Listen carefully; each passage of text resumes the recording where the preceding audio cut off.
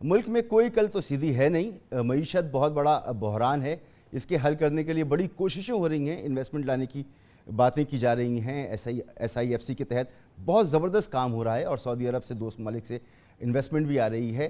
آنے والے وقت میں شاید کچھ حالات ٹھیک ہوں، اس کی نوید بھی سنائی جا رہی ہے۔ لیکن یہ ملک میں چل کیا رہا ہے؟ خیبر پختونخوا میں اگر آپ دیکھیں تو وہاں سی ایم اور گورنر ایک دوسرے کے آمنے سامنے آ گئے، ایک دوسرے کو اوقاتیات دلا رہے ہیں، دھمکیاں دے رہے ہیں کہ کون بڑا بدماش ہے، آپ بدماشی کریں گے تو میں بھی بدماشی کروں گا۔ یہ سب کچھ کیا ہو رہا ہے؟ اگر یہی سب کچھ ہونا ہے ملک کے اندر تو پھر کس طرح سے ہم ترقی کی جو بات کر رہے ہیں کہ ترقی ہوگی اور ہم معیشت کو بہتر کریں گے، ملک میں ہم انقلاب لے کر آئیں گے؟ بے شک پاکستان کے دوست ممالک پاکستان کے ساتھ موجود ہیں، لیکن ہم کیا اپنے ہی ساتھ موجود ہیں؟ ہم یہ کیا کر رہے ہیں؟ کس طرف ملک کو لے کے جا رہے ہیں؟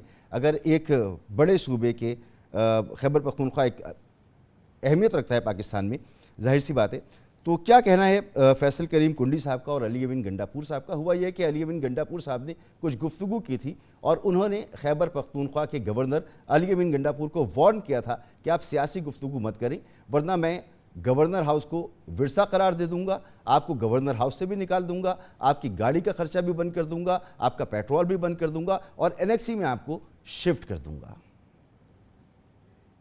یہ جواب تھا علی امین گنڈاپور کا۔ اس سے پہلے یہ جواب تھا فیصل کریم کنڈی کا۔ علی امین گنڈاپور نے اس سے پہلے جو گفتگو کی وہ بھی ذرا سن لیں۔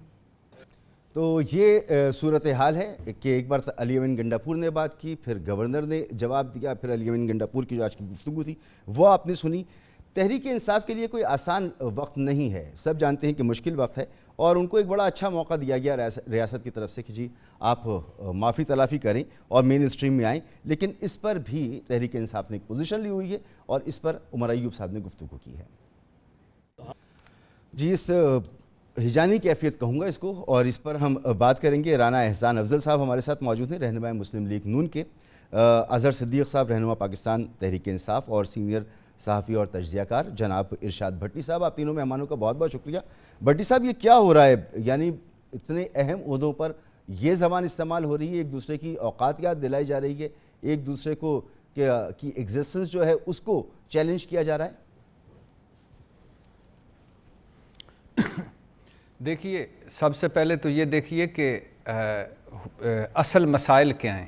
آزاد کشمیر دیکھ لیں، اور جو بجلی کے بحران پر جو کچھ ہو رہا ہے وہ بھی ہمارے سامنے ہے۔ افغان بارڈر دیکھ لیں، بھارت کا بارڈر دیکھ لیں، اور اس کے علاوہ اندرونی جو دہشت گردی ہے وہ دیکھ لیں، ایران سے جو بذریعہ بھارت سرگرمیاں دیکھ لیں، اور اس کے علاوہ آپ معاشی بحران دیکھ لیں، اس کے علاوہ آپ سیاسی بحران دیکھ لیں، اس کے علاوہ آپ دیکھ لیں کہ رپورٹیں بتا رہی ہیں کہ 25 سے 30 ارب ڈالر چاہیے ہمیں اشد یہ وقت گزارنے کے لیے، اور ہمارے آمدن کم ہے، اخراجات زیادہ ہیں، اور بے روزگاری، غربت، مہنگائی اور ترقی میں اس خطے میں بھی ہم آخر نمبر پر ہیں۔ ایسے ہی اور ہمارا دشمن نریندر مودی کیا کہہ رہا ہے؟ افریقی وہ کہہ رہا ممالک سے ہے ہمارا بس موازنہ ہم نے ہو رہا ہے بند کر دی۔ ہاں، اور وہ کہہ رہا ہے کہ اب ہم نے بند کر دیا ہے، ختم کر دیا ہے، تالا لگا دیا ہے۔ یہ وقت ضائع کرنے والی بات ہے ان سے پاکستان سے کوئی مذاکرات کرنا۔ یہ 2 وقت کی روٹی کما لیں اور کھا لیں تو یہی کافی ہے۔ اور اس سے پہلے وہ کیا کہہ رہا تھا؟ آتنک پھیلانے والے اب آٹے کی لائنوں میں لگے ہوئے ہیں۔ اور اس سے پہلے وہ کیا کہہ رہا تھا؟ اس سے پہلے کہہ رہا تھا کہ چھوڑو یار، یہ اتنا وقت ضائع کر دیا ہم نے پاکستان سے، ہم اب آگے نکل گئے ہیں، وہ پیچھے رہ گیا ہے۔ اور ہم کیا کر رہے ہیں؟ کیا آپ نے جو لفظ استعمال کیا، فکرہ استعمال کیا ہے، کیا ہم اپنے ساتھ ہیں؟ کیا ہم اپنے خیر خواہ ہیں؟ کیا ہم اپنے ساتھ مخلص ہیں؟ ہم چاہتے کیا ہیں؟ ہمارے مسائل کیا ہیں؟ ہم کر کیا رہے ہیں؟ اور یقین کریں چاروں طرف ایک ہی آواز ہے۔ یہ جو ابھی آپ نے ایک کے پی سے سنایا ہے نا، ایک ہی آواز ہے، ہر طبقے سے، ہر طبقہ دوسرے کو کہہ رہا ہے تمہاری اوقات کیا ہے۔ اب ہم اپنے گریبان پھاڑ رہے ہیں، قیادت کا بحران ہے، اس میں کوئی شک نہیں ہے کہ یہ نفرت اور تقسیم ہمیں کھائی جا رہی ہے، لیکن یہ دکھ تو ہے، مگر اس سے بڑا دکھ کیا ہے کہ اس میں سے رستہ کوئی نہیں نکل رہا۔ اب آپ نے آرمی چیف کا بیان سنا، وہ کہہ رہے ہیں کہ 9 مئی ایک سیاہ دن ہے، انڈاؤٹیبلی ایک سیاہ دن ہے، اور وہ کہہ رہے ہیں کہ کوئی ڈیل نہیں, کوئی بات چیت نہیں, اور ان کے کرداروں کو کٹہرے میں لانا پڑے گا. D G I S P R کی پریس کانفرنس سنی, اس کا رد عمل عمران خان کا سنا. وہ کہہ رہے ہیں کہ بھائی معافی میں کیوں مانگوں, مجھ سے معافی مانگو, یہ تو فالس فلیگ آپریشن تھا, یہ تو لندن پلان تھا, اور میں نے کون سا ڈیل کرنی ہے, میں کون سا اسد زرداری ہوں کہ باہر ملک سے چلا جاؤں گا ڈیل کر کے, میں کون سا نواز شریف ہوں کہ میں نے دولت بچانی ہے, میں نے جیل میں مجھے کمفرٹیبل ہوں. ادھر سے تحریک انصاف کا رد عمل سنا, اور ادھر سے مولانا فضل الرحمان کے ملین مارچ دیکھ لیں. ادھر سے ساکھ لیس حکومت ہے, اخلاقی برتری لیس حکومت ہے, غیر مقبول حکومت ہے, اور پہاڑوں جیسے مسائل ہیں, اور کابینہ کے اندر اختلافات کی باتیں سن لیں, مسلم لیگ نون کے اندر باتیں سن لیں, اتحادی جماعتوں کے اندر باتیں سن لیں, اور اتحادی جماعتوں کا ایجنڈا ایک دوسرے سے کلیش کر رہا ہے. ہمارا سب سے بڑا ایشو کیا ہے, نجکاری, اس پہ کوئی نہیں ہے. اب ہم کریں کیا, کس طرف جائیں؟ یقین کریں مجھے, میں پھر سے پڑھ رہا ہوں نیلسن منڈیلا کی, 28 سال جیل میں رہا, کیا اس کے ساتھ ظلم ہوا, کیا اس کے ساتھ کیا زیادتی نہیں ہوئی, اور وہ کہتا ہے میں جیل سے میں نے قدم بعد میں رکھا, پہلے میں نے معاف کر دیا. اور پھر وہ نیلسن منڈیلا ساؤتھ افریقہ کا لیڈر نہیں رہا, پھر وہ ایک سوچ بن گیا, ایک نظریہ بن گیا. درست. یعنی بھٹی صاحب اس صورتحال سے نکلنے کے لیے جو میگنینیمٹی ہے وہ کسے شو کرنی ہے, کیا کرنا ہے؟ سر میں دل پہ ہاتھ رکھ کے کہوں, میں اس حق میں ہوں, پہلے دن سے میں اور آپ ہم دونوں اس حق میں ہیں کہ 9 مئی ایک سیاہ شرمناک دن ہے, سیاہ دن ہے, 9 مئی نہیں ہونا چاہیے. یہ فوج ہماری ہے, اس کے لیے ہماری جان قربان. لیکن یقین کریں مجھے زندگی کی سب سے بڑی خوشی ہوتی کہ کوئی معافی کا اعلان ہو جاتا. طاقتور وہ ہوتا ہے جو معاف کرنا جانتا ہے, اور جو رسول اللہ صلی اللہ علیہ وسلم کی بھی ہے کہ بہترین انتقام معافی ہے. اور اس ملک کے لیے, اس قوم کے لیے بڑا سبق مل گیا. اب دوسری طرف یہ تھا کہ اگر ہم وہ کہتے کہ ہاں یار غلطی ہوئی, کوئی بڑا پن نہیں ہے, بڑا پن دکھانا چاہیے. بالکل بالکل. اور بھٹی صاحب ہم لوگ تو یہ کتنے عرصے سے بات کر رہے ہیں کہ سب کی چاہیے یہ کہ 2-2 4-4 قدم پیچھے ہٹیں, پیچھے ہٹ کے سوچیں کہ کرنا کیا ہے, ملک کو آگے لے کے جانا ہے, ہم کس نہج پر آ گئے ہیں, ہمیں جو غربت کی سطح سے اوپر لوگوں کو لے کر آنا ہے, کروڑوں لوگوں کو کیا کرنا ہے, ہمیں مل کے اگر کام نہیں کریں گے تو کیسے معاملہ آگے بڑھے گا. رانا احسان افضل صاحب, حکومت کی ذمہ داری بنتی ہے کہ وہ اپوزیشن کو رام کرے, وہ مملکت کے امور چلائے, وہ پارلیمنٹ کو چلائے, وہ ماحول پیدا کرے. تو آپ کی بڑی ذمہ داری بنتی ہے. رانا ثناء اللہ صاحب کہہ رہے ہیں کہ جی ہم مذاکرات کے لیے تیار ہیں, بات چیت کے لیے تیار ہیں. تو بات چیت کے لیے اگر آپ تیار ہیں تو پھر کچھ اسٹیپ آپ کو شاید لینے ہوں گے, آپ کو ان کو انگیج کرنا ہوگا, انگیج کرنا چاہیے آپ کو. بسم اللہ الرحمن الرحیم. دیکھیں, اگر آپ نے بھٹی صاحب کو جتنا ٹائم دیا اور ان کو بولنے کا موقع دیا, آپ مجھے بھی دیجئے گا. دیکھیں, گنڈاپور صاحب وہی کچھ کر رہے ہیں اور وہی لہجہ استعمال کر رہے ہیں, وہی زبان استعمال کر رہے ہیں کہ جو وہ کرتے ہیں اور جس مقصد سے ان کو لگایا گیا ہے, تو وہ وہی کام کریں گے نا جو وہ کرتے رہے ہیں, جو ان کی تاریخ بتاتی ہے, اور ان کی سلیکشن کا جو کرائٹیریا تھا وہ یہی تھا. جو آپ نے کانورسیشن سنائی وہ ایسے تھا جیسے 2 اسکول کے لڑکے لڑ رہے ہیں, وہ بھی کوئی کالج کے نہیں, اس سے بھی چھوٹی یعنی کہ انٹر کے لڑکے لڑ رہے ہیں, اور جو لہجہ تھا نہایت ہی افسوسناک تھا. دیکھیں, اس ملک میں اگر کسی نے پولرائزیشن کی سیاست کی, تقسیم کی سیاست کی, نفرت کی سیاست کی, تو وہ آپ کو گنڈاپور صاحب کی زبان میں اور ان کی جماعت کی جس طرح کی حرکتیں اس میں نظر آپ کو آ رہی ہیں. دیکھیں, مسئلہ کیا ہے, مسئلہ یہ ہے آپ کو کہ بالکل جو پس منظر ابھی بھٹی صاحب نے پیش کیا وہ بڑا بھیانک, اور اس میں کوئی امید کی کرن نہیں نظر آ رہی تھی. دیکھیں, کنڈی صاحب نے انہوں نے جواب دیا گنڈاپور صاحب کی جو انہوں نے معاملہ جو شروع کیا تھا, لیکن جواب اسی لہجے میں تھا جس طرح کا گنڈاپور صاحب کا لہجہ تھا. اس کا ذکر بھی انہوں نے کیا کہ اگر جو جواب ہوگا وہ بھی ویسا ہوگا, لیکن یہ پورا ایپیسوڈ افسوسناک ہے. کنڈی صاحب کی طرف سے بھی گنڈاپور صاحب نے انیشیٹ کیا. یہ لب و لہجہ جب عوام سنے گی تو اس سے امید نہیں پیدا ہوگی, اس سے پریشانی ہی پیدا ہوگی. تو دونوں یہ افسوسناک بات چیت تھی جو آپ نے سنائی. مسئلہ یہ ہے کہ جو امید کی کرن کوئی نہیں دکھائی بھٹی صاحب نے, انہوں نے بھیانک مستقبل کی بات کی اور اس سے. لیکن میں آپ کو بتاتا ہوں کہ ابھی روپیہ جو ہے وہ مستحکم ہو چکا ہے, آپ کا مہنگائی کی شرح جو ہے وہ نیچے کی طرف آنا شروع ہو گئی ہے, स्टॉक मार्केट इंडिकेट कर रहा है कि पॉजिटिव उम्मीद रखती है बिजनेस कम्युनिटी। सऊदी इन्वेस्टमेंट जो चौथा राउंड एक हो चुका है, अभी वली अहद के आने की भी खबरें जो हैं वो गर्दिश कर रही हैं, तो ये आपको बता रहा है कि सऊदीज़ के साथ भी स्ट्रेटेजिक अलायंस होने जा रहा है उसी तर्ज पे जिस पे सीपेक हुआ। तो इसका मतलब है कि आलमी दुनिया पाकिस्तान के अंदर इन्वेस्टमेंट करने जा रही है, और वो शुरुआत सऊदी से होगी, उसके बाद कतरी भी आ रहे हैं और लोगों का भी इंटरेस्ट डेवलप हो रहा है। तो बिल्कुल मुल्क जो है उसकी डायरेक्शन पॉजिटिविटी। हुकूमत की बात कर लें तो हम निजकारी करने जा रहे हैं इंशाल्लाह। पीआईए आप ही से बात हो रही है, होने जा रहे हैं। सिर्फ मैं आधा मिनट में बात करूंगा, मुझे मुकम्मल करने दें। निजकारी भी होने जा रही है, हम डिजिटलाइजेशन भी करने जा रहे हैं टैक्स सेक्टर की, वहां एफबीआर में रिफॉर्म भी इंशाल्लाह होगी, ताजरों को भी हम टैक्स नेट में लेके आएंगे। तो इन तासुरात के साथ हम आगे बढ़ रहे हैं। आप आए असेंबली के अंदर, आए वहां डिबेट करते हैं, आए वहां बैठते हैं, उसको चलने दें असेंबली को। सर, आपने सीपैक का भी जिक्र किया, इस इन्वेस्टमेंट का भी जिक्र किया। ये मामले तो हम हर दहाई में देखते चले आए हैं कि इस तरह के मामलात होते हैं कि इन्वेस्टमेंट भी आती है, कभी रुपया मुस्तहकम हो जाता है, स्टॉक मार्केट अच्छी परफॉर्म करने लगती है, बिजनेस चल रहा होता है, लेकिन ये जो इन्वेस्टमेंट आती है उसके बाद मुल्क में जो सस्टेनेबिलिटी होनी चाहिए मईशत के माहौल को लेकर, वो फिर कहीं चली जाती है। तो ये तो एक रूटीन का अमल है। तो हम इससे डरते हैं कि ये जो इन्वेस्टमेंट आ रही है इसके साथ कर्जे आ रही, तो कर्जे और बढ़ेंगे। सस्टेनेबिलिटी पैदा करने के लिए तो हुकूमत को कुछ ना कुछ करना चाहिए ना। अगर तहरीक इंसाफ एक चैलेंज है उसके लिए, तो भी हुकूमत की जिम्मेदारी बनती है कि वो इस चैलेंज को से निपटे। अजहर सिद्दीक साहब, आप पर यह इल्ज़ाम है कि मुल्क बेहतरी की तरफ जा रहा है, मईशत अच्छी हो रही है, सऊदी अरब के साथ हम एक इकनॉमिक स्ट्रेटेजिक पार्टनरशिप में जा रहे हैं, जिसके बाद मज़ीद सरमायाकारी आएगी, बड़ी गुर्बत है, बड़ी परेशानी है, निज़ाम को ठीक करना है, लोगों को आगे लेके चलना है, लेकिन आपकी जमात जो है वो इसमें रोड़े अटका रही है और निज़ाम को डिस्टेबल करना चाहती है। बहुत शुक्रिया। 55 साल उम्र हो गई है, कान पक गया हमारे सुनते हुए। कभी इस मुल्क में इनकलाब आता है, कभी इस मुल्क में मईशत बेहतर हो रही है, और ये आप दौर आपके सामने है। 85 के प्रोजेक्ट, ये सारे जो शक्लें हम देख रहे हैं ना आप, पाकिस्तान पीपल्स पार्टी, पाकिस्तान मुस्लिम लीग, ये सारी बातें करते आए हैं।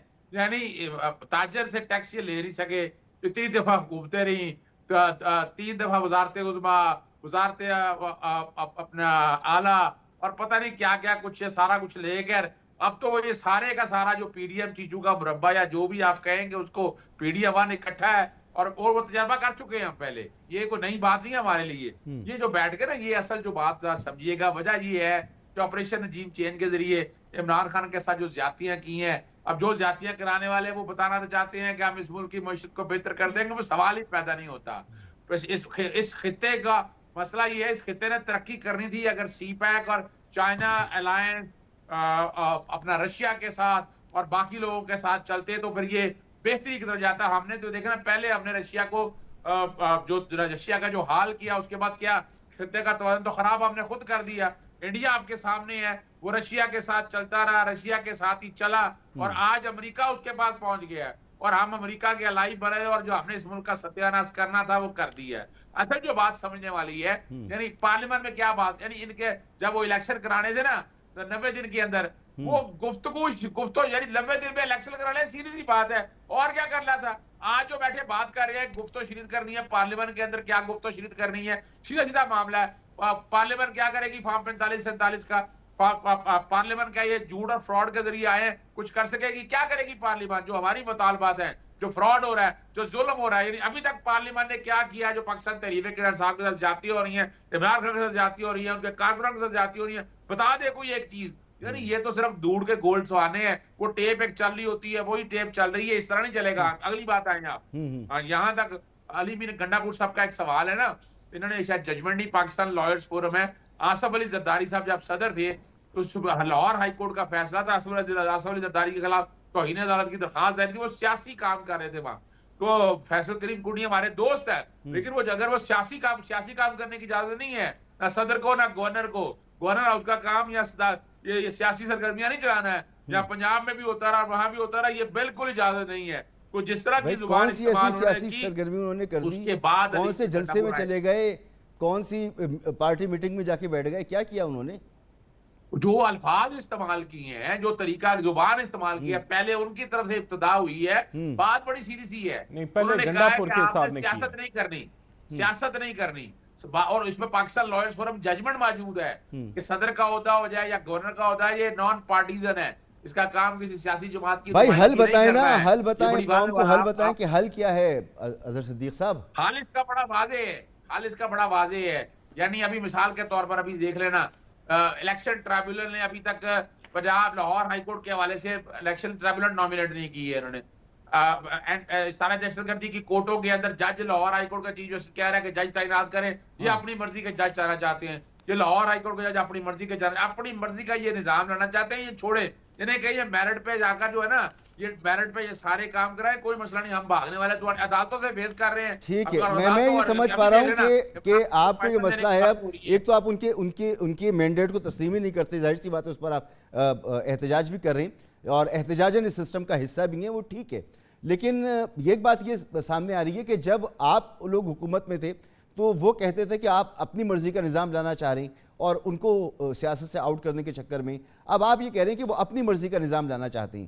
تو یہ جو سیاسی لڑائی ہے یہ پھر پارلیمان میں ہی ہونی چاہیے, اور حکومتیں جو ہیں ان کو دیکھنا چاہیے کہ وہ کس حد تک جا سکتی ہیں, کس حد تک یہ جو سیاسی گرما گرمی ہے اس کو جانا چاہیے اور کہاں تک اسے کنٹرول کرنا چاہیے. تو میرے خیال میں کنٹرول کرنے کا یہ وقت ہے.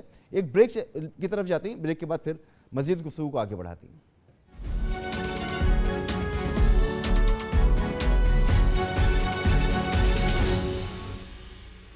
پروگرام میں آپ کو ایک بار پھر خوش آمدید. ارشاد بھٹی صاحب, رانا احسان افضل صاحب نے آپ کا نام لے کر گفتگو کی تھی, انہیں آپ رسپونڈ کرنا چاہیں تو کیجئے, اور ساتھ ساتھ مجھے یہ بھی بتائیں کہ حکومت بات کرنے کے لیے کہہ رہی ہے کہ پارلیمنٹ میں آئیں اور بات کریں. حکومت کے پاس ہے کیا دینے کو تحریک انصاف کو آپ کے نزدیک؟ پہلی بات تو یہ ہے کہ رانا صاحب بھائی ہیں, لاجیکل ہمیشہ گفتگو کرتے ہیں, اور اللہ کرے ان کی ساری باتیں سچ ثابت ہوں, لیکن کچھ حقائق ہیں, زمینی حقائق ہیں جو ہم کیسے جھٹلائیں. پاکستان کو اگلے 5 سالوں کے لیے 120 ارب ڈالر چاہیے. آپ اپنا زر مبادلہ دیکھ لیں. پاکستان کے پاس قرضہ لٹانے کے لیے جتنے پیسے چاہیے نہیں ہیں اس وقت. پاکستان ایشیا کا مہنگا ترین ملک ہے اور شرح ترقی سب سے نیچے ہے. ایشیا کی بات کر رہا ہوں, باقی دنیا تو چھوڑ دیں. گیس بجلی کے گردشی قرضے سالانہ ٹیکس ریونیو سے بھی زیادہ ہیں. عالمی بینک نے پاکستان کو زندگی کے مسلسل بحرانوں والا ملک قرار دے دیا ہے, اور ہمیں اس نے وہ جو جنگ زدہ ملکوں کی فہرست میں IMF نے رکھا ہے. گزرے 7 سالوں میں ہماری سٹاک ایکسچینج 70 ارب ڈالر کی کمی ہوئی ہے. ہماری کل GDP 340 ارب ڈالر ہے. اکیلا مکیش امبانی 40% ہے ہماری معیشت کا, اور رول آف لا میں پاکستان 142 ملکوں میں 130ویں نمبر پر ہے. جان مال کے تحفظ میں پاکستان 142ویں سے 140ویں نمبر پر ہے. انسانی ترقی میں ہم 164ویں نمبر پر ہیں. ہم ہیٹی زمبابوے سے بھی پیچھے ہیں. 9 کروڑ 80 لاکھ غربت کی لکیر کے نیچے ہیں. مزید 1 کروڑ غربت کی لکیر کے نیچے جا رہے ہیں, یہ اقوام متحدہ کہہ رہا ہے. مزدور کی دیہڑی 5% بڑھی ہے, مہنگائی 50% بڑھی ہے. ڈیجیٹل انسانی ترقی انڈیکس میں پاکستان 193 ملکوں میں 164ویں نمبر پر ہے, اور 1.3 ٹریلین روپے اور ٹیکس لگائیں, یہ IMF نے کہہ دیا ہے. اور ہو کیا رہا ہے؟ وزیر اعظم 4 تنخواہوں کا بونس دے کے PIA کی فلائٹیں جدہ کی بجائے مدینہ اور اسلام آباد کی بجائے لاہور اتار رہا ہے. وہ بلیغ الرحمان صاحب سے اللہ کا شکر ہے جان چھوٹی, وہ آج چیمہ کی فیسیں معاف کروا رہے تھے. مریم نواز صاحبہ آٹے کے تھیلے پہ نواز شریف کی تصویریں لگا رہی ہیں, اور وزیر اعظم دفتر کی تزئین و آرائش کے لیے اور اعزازیوں کے لیے 500 ملین کی گرانٹیں مانگی جا رہی ہیں. اب مجھے بتائیں کہ خود حکومت بتا رہی ہے, حسن اقبال صاحب نے کہا ہے ہماری آمدن سے زیادہ ہمارے خرچے ہیں, کچھ کم ہوئے ہیں, اور پھر چھوڑ دیجئے باقی سارا. اس ملک کے آپ مجھے بتائیے ہم بچپن سے ہمیں ایک تو غلط پڑھا کے سوا ستیہ ناس کر دیا. ہماری معاشرتی علوم غلط, ہمارا جغرافیہ غلط, ہماری تاریخ غلط, ہمارے ہیرو جو تھے وہ ویلن ہیں, جو ویلن ہیں وہ ہیرو بنے پھر رہے ہیں. اب مجھے بتائیے, پاکستان ایک زرعی ملک ہے, کھیت مٹی زرعی ملک ہے. 10 ارب ڈالر کی ہم باہر سے گندم, چینی, دالیں, خوردنی تیل منگواتے ہیں, اور اس کسان کے ساتھ کیا کیا ہے؟ 14 ظلم کیے ہیں، 14. اچھا 14 ظلم والا یہ کسان اگلی مرتبہ یہ گندم کاشت کرے گا. پہلے سے گندم موجود تھی، امپورٹ کر لی. گندم 24-25 روپے فی من میں منگوا کر کراچی آئی. پنجاب یہاں جو حکومت نے تو گندم توبہ پڑی کر تھی اس لی کی ہے، قیمت اگلے 4700 کی سال اور سے حکومت گندم نہیں خریدے گی، پرائیویٹ سیکٹر خریدے گا. اور اس سے پچھلے سال مسعود بھائی جی اس سے پچھلے سال اور مزے کی بات، اس سے پچھلے سال انتظامیہ اور پولیس چھاپے مار رہی تھی، پورا نہیں ہو رہا تھا ہدف. اب وہ رکھ کے بیٹھے. اچھا گندم جو آئی وہ 24-25 روپے فی من کراچی پہنچی. یہاں جو گندم سی اس کو 4700 روپے کیا. مگر اور مافیا نے وہ گندم 41-43 مجھے روپے جلدی میں سے ایک جملے میں بتائیں کہ حکومت کرے کیا. سب سے پہلے تو یہ سیاسی استحکام لے کر آنے کے لیے اور ملک میں جو ریفارمز کر دیں گے اس کے لیے اسے 2/3 میجورٹی چاہیے نا. عدالتی فیصلے کے بعد تو وہ بھی نہیں ہے، تو اپوزیشن کو ساتھ ملایا تو کچھ نہیں ہو سکتا. کرے کیا حکومت اب؟ سر بات یہ ہے کہ سب سے پہلے 9 مئی کا فیصلہ کیا جائے. سارے ثبوت جو ہمیں بتائے گئے ہیں، audios, videos, geo fencing, mobile data عدالتوں میں لائیں، ان کے فیصلے ہوں. سیکنڈ مینڈیٹ چوری کے فیصلے ہوں. ٹریبیونلز جو ہو چکا اس ٹریبیونلز میں جائیں اور وہ فیصلے ہوں. اس کے بعد تھرڈ سطح پہ آتا ہے، بات چیت آتی ہے، وہ چھوڑ دیجئے مقدمے، سزائیں، جو کچھ ہو چکا ہے، بلہ چھننا یا باقی سارا وہ چھوڑ دیجئے. آگے بڑھیں. یہ 2 مسئلے جب تک حل نہیں ہوں گے نفرت تقسیم بہترین ہو گیا. میں ذرا اس سے پہلے کہ رانا احسان صاحب کی طرف آؤں، اظہر صدیق صاحب، بھٹی صاحب جو کہہ رہے ہیں 9 مئی کے فیصلے ہوں، مینڈیٹ چوری کے فیصلے ہوں جو آپ کا الزام ہے، تو معاملات بہتری کی طرف جائیں گے؟ دیکھیں اس میں تو کوئی شک نہیں ہے. 9 مئی کا وجہ ہے، 9 مئی کے حوالے سے آپ دیکھ لینا، ہم نے روکا ہوا ہے. ہم نے تو کوئی نہیں روکا ہے سارے دہشت گردی کی عدالت کو. اور اس کی ایویڈنس کا معیار کیا ہے؟ وہ اپنا شہریار افریدی کے کیس کے اندر بڑی وضاحت کے ساتھ سپریم کورٹ میں آ گیا کہ وہ ایویڈنس کیا ہے. کوئی نہیں ہے. وہ کیا تھا؟ ملٹری کورٹس کے حوالے سے تو آپ لوگ اس کے پر گئے ہوئے نا، کر لیں گے فیصلے. زبان پر کے اندر پولیس تھی اور پولیس کو پہلے پتا تھا، ریکی کر رہی تھی، روکا کیوں نہیں؟ سوال دیکھیں، ہماری طرف سے کوئی اعتراض نہیں ہے، بالکل کریں آپ، اب کریں کمپلیٹ، جو ہی حرج نہیں. لیکن جو دوسرا اہم معاملہ ہے وہ بہت ضروری ہے.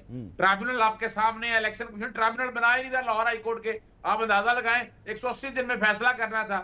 ججز کی لسٹیں گئی ہوئی ہیں، کیوں نہیں جا رہا؟ اور حکومت وقت ٹوٹل ساتھ ملی ہوئی ہے ان کے ساتھ. اور یہ دیکھیں جب تک یہ اور فارم 47 والا مسئلہ حل ہونے میں دیر نہیں لگنی ہے.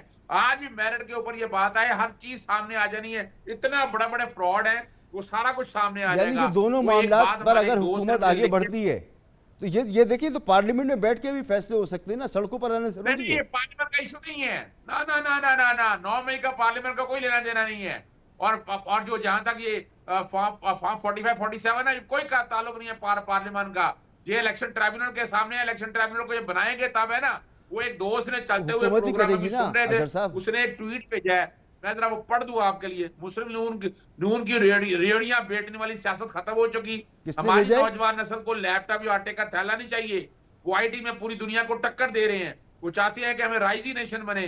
آپ ان کو موٹر سائیکل کی چابیاں دے رہے ہیں، وہ کہتے ہیں کہ لعنت ہے ان چابیوں کے اوپر. یہ کسی ایک دوست نے آپ کا پروگرام دیکھتے ہوئے مجھے بھیجا ہے، وہ پڑھ رہا ہوں. دیکھیں آپ اس ملک کو آگے جانے کے لیے کیا کیا؟ آپ نے ایجوکیشن مہنگی کر دی اس ملک کی. یہ طویل مدتی معاملات ہیں. ایجوکیشن آپ کے اقتدار میں آنے سے پہلے بھی کوئی بہت اچھی نہیں تھی، آپ کے اقتدار میں بھی اچھی نہیں، صحت کے معاملات بھی ایسے تھے. یہ سب کو یہ لانگ لاسٹنگ ایشوز ہیں، ان کو سالو کرنے کے لیے وقت لگے گا. لیکن فوری طور پر رانا صاحب، بھٹی صاحب بھی اس پر ایگری ہیں، اظہر صدیق صاحب بھی کہہ رہے ہیں 9 مئی کا فیصلہ ہونا چاہیے. اب سال ہو گیا، مینڈیٹ چوری کے جو الزامات ہیں اس میں ٹرانسپیرنسی آنی چاہیے. یہ 2 کام تو حکومت کر سکتی ہے.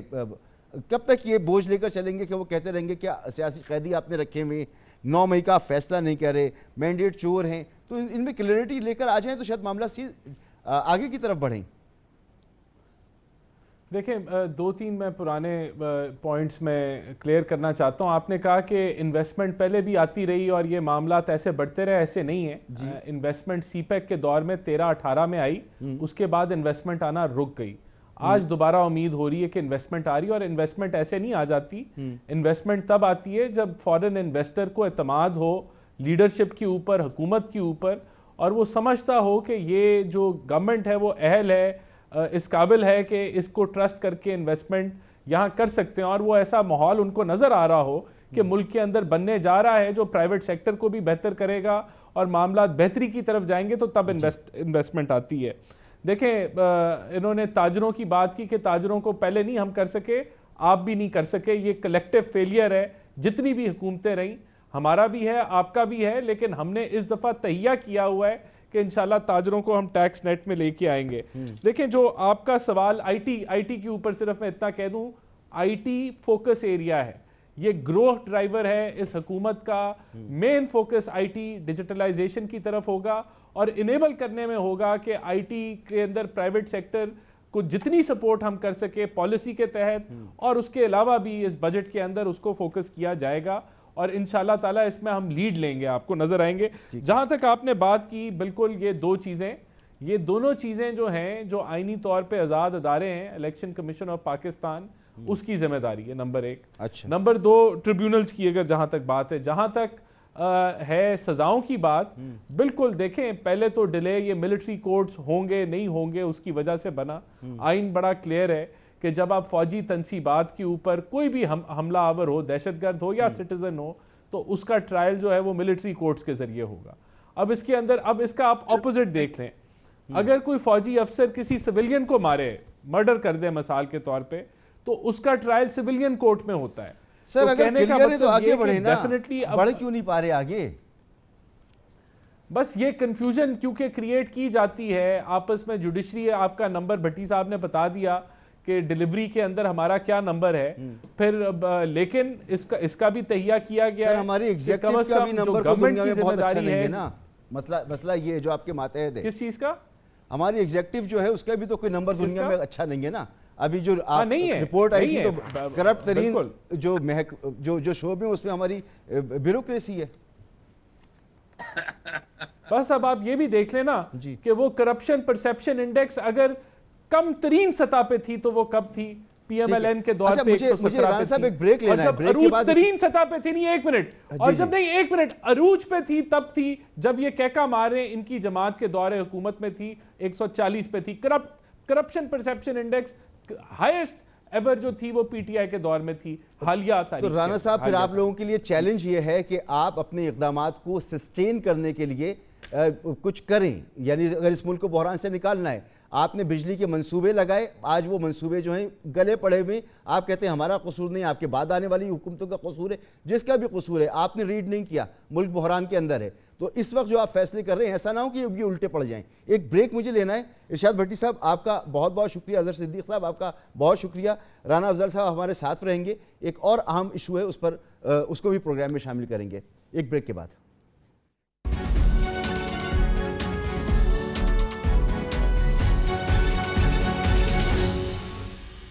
پروگرام میں آپ کو ایک بار پھر خوش آمدید. ملک میں انویسٹمنٹ لانے کے لیے ملک میں سے ایکسپورٹس جو ہیں ان کا ہونا بہت ضروری ہے, اور بہت سے ایسے سیکٹرز ہیں جس میں ہم کام کر کے اپنی ایکسپورٹس کو بڑھا سکتے ہیں, زر مبادلہ ملک میں لا سکتے ہیں. اس میں سے ایک سیکٹر آٹو موبائل کا بھی ہے, اور یہ وہ سیکٹر ہے جو کچھ عرصے پہلے تک اس میں ایک اجارہ داری کا عنصر تھا. 3 ہی نام تھے اور اس میں 2 بڑے نام وہی یہاں پر ایک اجارہ داری کا ماحول قائم کیے ہوئے تھے. لیکن پھر حکومت نے پالیسی تبدیل کی اور 13 کار مینوفیکچررز ملک میں آئے. لیکن اس کے باوجود جو ہماری ایکسپورٹس ہونی تھیں وہ شروع نہیں ہوئیں. ہمارے پاس اس انڈسٹری کو جو بڑھاوا دینے کے اقدامات کرنے تھے وہ ہم نہیں کر سکے, کیونکہ اس میں بہت عرصے بعد یہ امکان پیدا ہوا تھا کہ ملک میں ٹیکنالوجی ٹرانسفر ہوگا, کیونکہ مقامی طور پر کاٹیج انڈسٹری جو ہے وہ بڑھے گی. اور ایسا ہوا بھی کہ یہ جو مینوفیکچررز نہیں آئے, انہوں نے اپنے بہت سے آٹو پارٹس جو ہیں وہ ملک کے اندر تیار کرنے شروع کیے. ایک آپ کو رپورٹ دکھاتی ہوں اور اس کے بعد اس گفتگو کو آگے بڑھاتی ہوں. اس معاملے پر ہم بات کریں گے. ہمارے ساتھ موجود ہیں جناب عبدالرحمان عزیز, چیئرمین ہے Pakistan association of auto motive parts and accessories manufacturers, اور رانا احسان افضل صاحب موجود ہیں, حکومت کی نمائندگی کر رہے ہیں. عبدالرحمان صاحب, رپورٹ ہم نے چلائی, یہ سیکٹر تو وہ ہے جس کو اب ایکسپورٹس شروع کر دینی چاہیے تھی, لیکن ملک میں ہی 5 لاکھ یونٹس آپ لوگ بنا رہے تھے, اور اب جو ہے وہ تقریباً کو 1.5 لاکھ پر آ گئے. تو یہ صورتحال کیوں پیش آئی اور اس سے کیا خطرات اس انڈسٹری کو لاحق ہیں؟ جی میں آپ کو بتاتا ہوں کہ ہم 2021 اور 22 میں ہم نے پاکستان میں کوئی 3.5 لاکھ گاڑیاں اور ایس یو ویز اور وینس وغیرہ بنائیں, اور اس سال ہماری ایکسپیکٹیشن ہے کہ یہ شاید 1 لاکھ گاڑی ہے، 1 لاکھ وین SUVs بھی پاکستان میں نہیں بنیں گی. تو اس کی شرح اگر آپ دیکھیں تو 3.5 لاکھ سے 1 لاکھ کے اوپر آ گئی ہے. جو 2021 کی آٹو پالیسی تھی اس پالیسی میں یہ ایسٹیمیٹ کیا گیا تھا کہ 5 لاکھ گاڑیاں تقریباً 2026 تک پاکستان میں بنیں گی اور بکیں گی، 70 لاکھ موٹر سائیکل اور 75,000 ٹریکٹر. اب آپ اس سے اندازہ کیجئے کہ اس کے بعد جو میکرو اکنامک کنڈیشن ہوئی، ملک ڈیفالٹ کے قریب پہنچا، اس کے بعد ڈالر کی اڑان ہوئی اور 200-300 بھی کراس ہو گیا اور اب 280 پہ آ کے کچھ اسٹیبلٹی نظر آ رہی ہے. اسی طریقے سے انٹرسٹ ریٹ 22% پہ چلا گیا. تو جو پالیسی میں ٹارگٹس ہم نے رکھے گئے تھے وہ سارے ٹارگٹ جو ہیں وہ ان اچیویبل ہو گئے.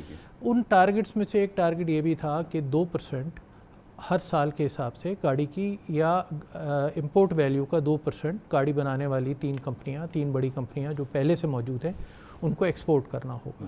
مگر جب یہ سارے ٹارگٹ ختم ہو گئے وہ بھی اور ان سے زیادہ جو پارٹ مینوفیکچررز ہیں جن کو میں ریپریزنٹ کر رہا ہوں وہ اپنی بقا کی جنگ لڑ رہے ہیں. اس وقت صورتحال یہ ہے کہ جو 5 لاکھ گاڑی کے حساب سے انویسٹمنٹ ہوئی بھی تھی اور ہمارے پارٹ میکرز نے بھی 5 لاکھ گاڑی کے حساب سے انویسٹمنٹ کی بھی ہے، وہ 1 لاکھ گاڑی کے بھی پرزے نہیں بنا کے دے پا رہے. 1 لاکھ گاڑی کی والیوم آ گیا ہے.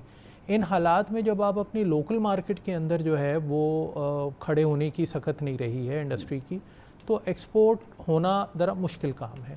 بٹ نیورتھلیس ہمیں اس کی کوشش کرنی چاہیے اور انڈسٹری کافی عرصے سے پاکستان میں موجود ہے.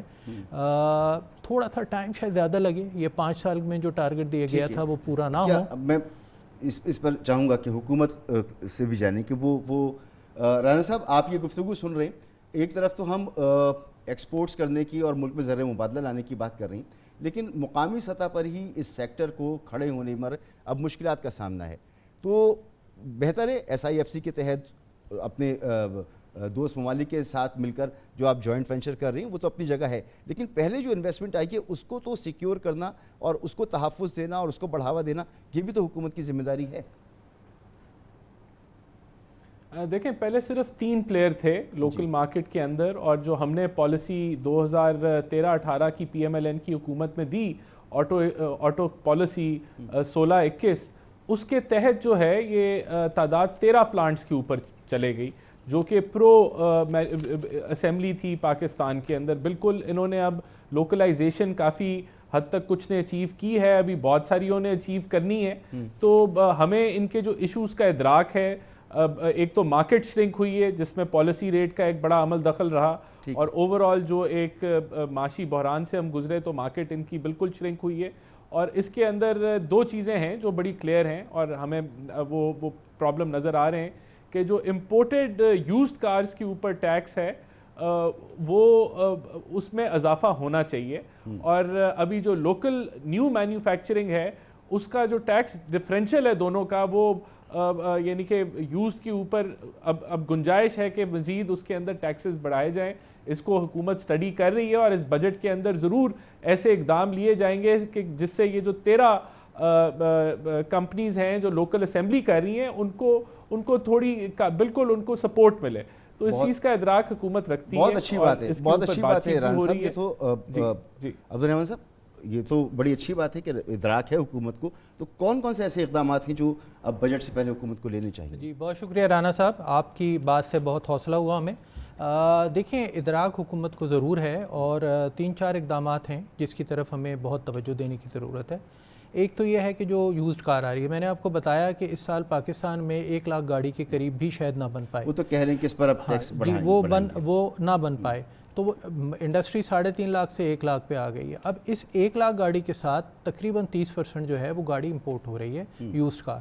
وہ بیسکلی امپورٹ بین ہے، وہ ایک misuse of baggage scheme and overseas Pakistani کو جو آپ نے دی ہوئی ہے بیگیج اسکیم اور ٹرانسفر آف ریزیڈنس اسکیم، اس کے تحت پاسپورٹ خریدا جاتا ہے دبئی میں، سعودی عربیہ میں، اور اس کے تحت گاڑی ان کے نام سے امپورٹ کی جاتی ہے. اور پاکستان میں آپ کراچی کی بات کریں تو پورا خالد بن ولید روڈ، پورا نیو امیجینا روڈ بھرا ہوا ہے، گاڑیاں یوزڈ گاڑیاں کھڑی ہیں وہاں پہ. وہ گاڑیاں بیسکلی ایک اللیگل ٹریڈ کے تھرو. کرنا کیا چاہیے حکومت؟ جی نمبر 1 تو یہ ہے کہ اگر اوورسیز پاکستانیز کو کوئی انسینٹیو دینا ہے آپ نے اس بات کا کہ وہ پاکستان میں فارن ایکسچینج بیچتے ہیں، تو کیا ہی اچھا ہو کہ یہ انسینٹیو آپ پاکستان میں بنی ہوئی گاڑی پہ دی جائے. ان کو کوئی ٹیکس بریک آپ کو دینا ہے تو ان کو سیل ٹیکس میں، سی وی ٹی میں، رجسٹریشن میں، کسی چیز میں ان کو ٹیکس میں ایڈوانٹیج دیا جائے لوکلی بنی ہوئی گاڑی کے اندر. ایک چیز تو یہ ہے. دوسری میری تجویز یہ ہے کہ جو یہ گاڑیاں امپورٹ ہو رہی ہیں، اور رانا صاحب نے بھی اس کی طرف نشاندہی کی کہ کچھ ٹیکسز ایسے ہیں کہ جو لوکل گاڑی پہ لگے ہوئے ہیں اور ان کے اندر وہ ٹیکسز نہیں لگے ہوئے، اس لیے وہ سستی ان کو گاڑیاں آ جاتی ہیں. کہہ رہے ہیں کہ ٹیکس جی وہ بہت شکریہ. دوسرا ایک مسئلہ یہ بھی ہوا ہے، دیکھیں دنیا میں جہاں کہیں بھی آپ کی لوکل انڈسٹری مسئلے میں آتی ہے تو یہ گورنمنٹس کی ذمہ داری ہوتی ہے کہ وہ اپنی انڈسٹری کو پروٹیکٹ کرے. پوری دنیا یہ کام کرتی ہے. ابھی آپ نے اپنے ابتدائیہ میں یہ بات کی کہ 34 ملک ہیں، جو 34ویں نمبر ہے پاکستان جو گاڑیاں بناتا ہے. 200 ملکوں میں 34ویں نمبر گاڑی بنانے میں ہونا ایک بڑے اعزاز کی بات ہے، ہمارے جیسے ملک میں جو ٹیکنالوجی میں بہت پیچھے. ٹھیک ہے. اب اس ساری صورتحال کو دیکھتے ہوئے اگر ہم 34ویں نمبر پہ ہیں تو ہمیں اور آگے بڑھنا چاہیے. پابندیاں لگنے سے اور مارکیٹ کو اوپن کرنے سے کہ وہ یوزڈ گاڑی آتی رہے اور بکتی رہے. میں پوچھ لیتا ہوں اس پر اس کو رانا صاحب سے. رانا صاحب یہ بڑی اچھی سجیشنز ہیں کہ اگر اوورسیز پاکستانیوں کو مراد دینی ہے تو پاکستان میں جو گاڑیاں بن رہی ہیں اس پر ہی مراد دی جا سکتی ہے کہ آپ ان کو کوئی ٹیکس میں چھوٹ دے دیں، کچھ کر دیں. تو ایسی کوئی سوچ موجود ہے یا کرنا چاہیں گے آپ لوگ؟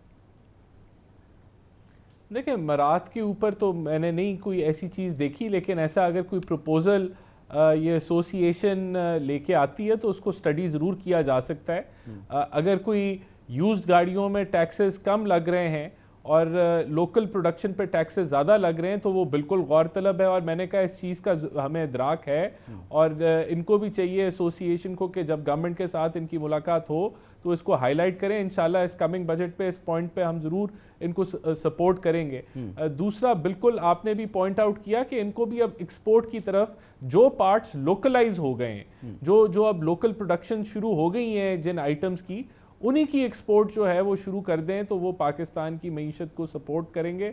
اب دیکھیں اب تو یہ بھی ایک جو پازیٹیو چیز ان کے لیے بھی میں سمجھتا ہوں ہوگی وہ یہ کہ پہلے تو پاکستان ایک نیگیٹو انٹرسٹ ریٹ کے اوپر تھا کہ انفلیشن زیادہ تھی اور کائبور کم تھا. اب تو وہ بھی ریل پازیٹیو انٹرسٹ ریٹ پہ معاملات آ گئے ہیں تو اس سے یہ امید نظر آتی ہے کہ آگے آنے والے جو ہے امکانات ہیں کہ پالیسی ریٹ بھی کم ہو.